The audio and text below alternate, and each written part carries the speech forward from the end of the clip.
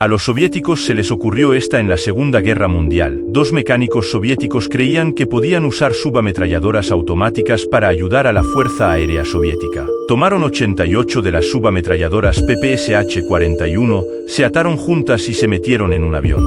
Lo llamaron el erizo de fuego. En modo automático, con cada disparo de pistola, dispararía 79,200 disparos por minuto. Eso es más de 10 veces la velocidad de disparo de un cañón Valken. Aunque en teoría era un arma increíblemente mortal, tuvo algunas fallas graves. Por ejemplo, tomaba 100 horas para cargarla.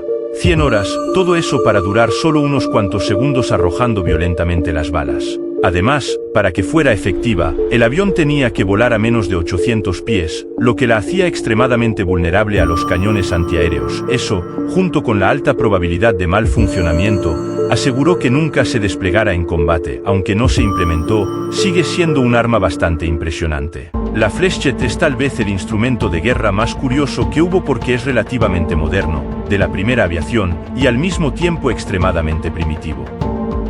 Así como sugiere su nombre, eran flechas metálicas, dardos, que se tiraban desde un avión y barra diagonal o dirigible para darle en la cabeza a las tropas por debajo. Eran proyectiles balísticos muy básicos.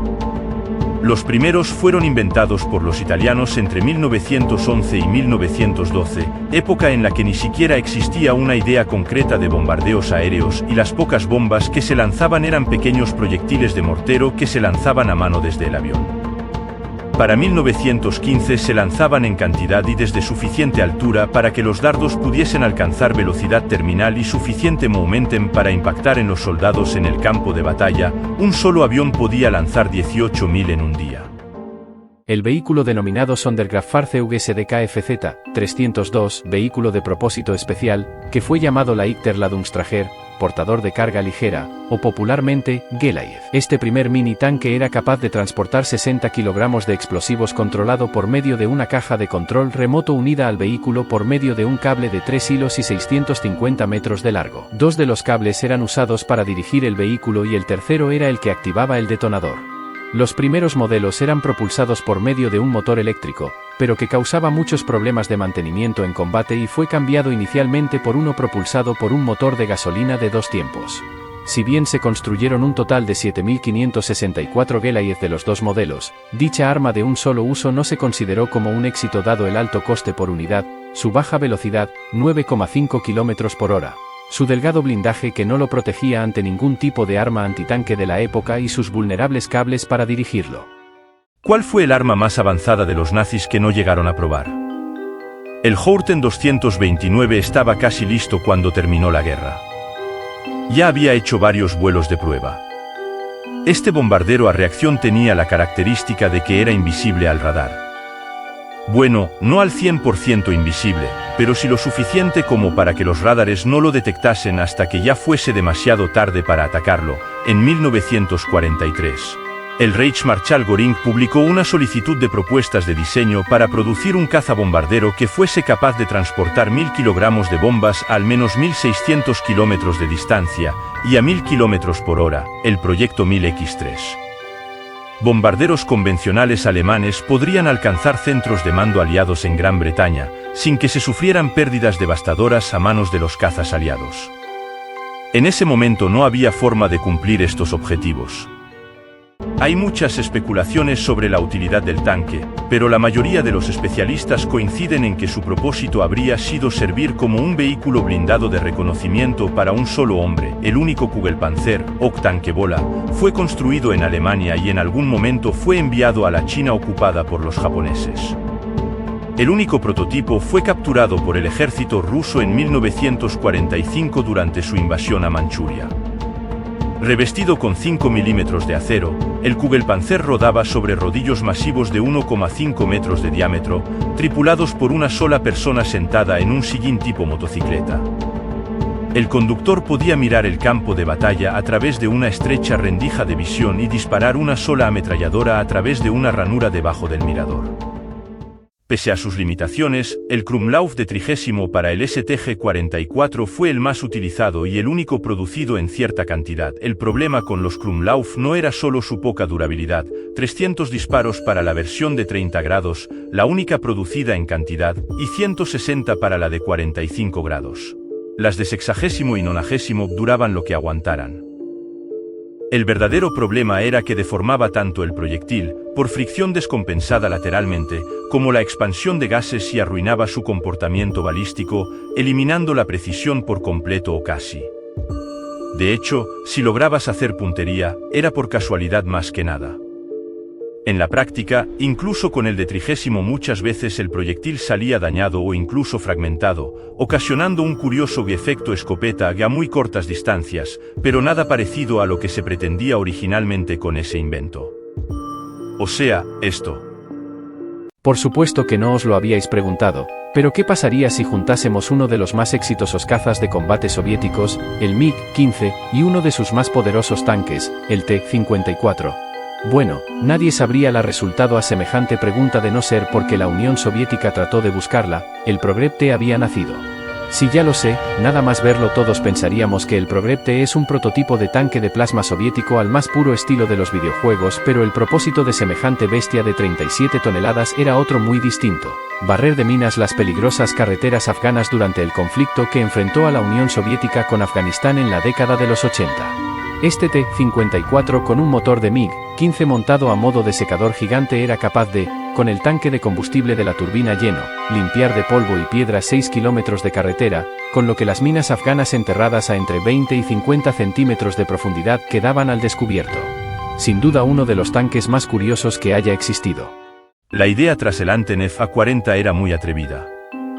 La intención del Buró del Diseño soviético era modificar el tanque ligero T-60 y añadirle alas, en configuración biplano, y una cola en H. De esta manera, podría ser remolcado por un bombardero pesado, para posteriormente soltarse y planear hasta su destino. Una vez en el campo de batalla, se liberaría fácilmente de la estructura adicional para afrontar sus labores. Pero el proyecto demostró rápidamente no solo ser ambicioso, sino también problemático. Uno de los inconvenientes que debieron afrontar los diseñadores del Antonov A-40 fue el peso del tanque, que estaba cerca de las 6 toneladas. A esto había que sumarle la tripulación del vehículo, compuesta por 2 personas, y el combustible necesario para moverse durante el combate. La pala de escudo. El arma puede ser un poco exagerada, pero maldita sea, es mala. La idea era que esta cosa proporcionaría una pala para un soldado que también podría utilizarse como escudo, así, excepto que tenía algunos problemas. El hoyo hizo exasperantemente difícil mover lodo o tierra suelta. Cuando se plantó correctamente en el suelo, era demasiado bajo para ser útil a menos que estuviera en una zanja. El acero de 3 diagonal 16 de pulgada de espesor significaba que el extremo de la hoja de la pala era extremadamente desafilado, lo que significaba que era inútil para excavar en tierra dura. Con más de 5 libras de peso, era sorprendentemente pesado. El mango era demasiado corto para permitir una excavación eficaz. Era extremadamente difícil de llevar. No podía detener una bala, ni siquiera las de bajo calibre. Básicamente, una pala que no se puede palear. La única unidad que usó estas cosas más allá de principios de 1915 fue un par de tiradores canadienses, que usarían varios de estos dispuestos en capas para producir un fuerte básico resistente a las balas. Las bombas de rebote, en inglés bouncing bombs, fueron una clase de bombas diseñadas durante la Segunda Guerra Mundial por el ingeniero inglés Barnes Wallis para rebotar sobre la superficie del agua, permitiendo así alcanzar objetivos marítimos protegidos por defensas de redes contra torpedos. Una versión modificada se utilizó en el bombardeo aéreo contra las instalaciones industriales del Valle del Ruhr en mayo de 1943 para destruir las represas del valle, algo imposible de lograr por medios convencionales debido al efecto amortiguador del agua y al tamaño de las estructuras. En su diseño final, las bombas de rebote tenían forma cilíndrica.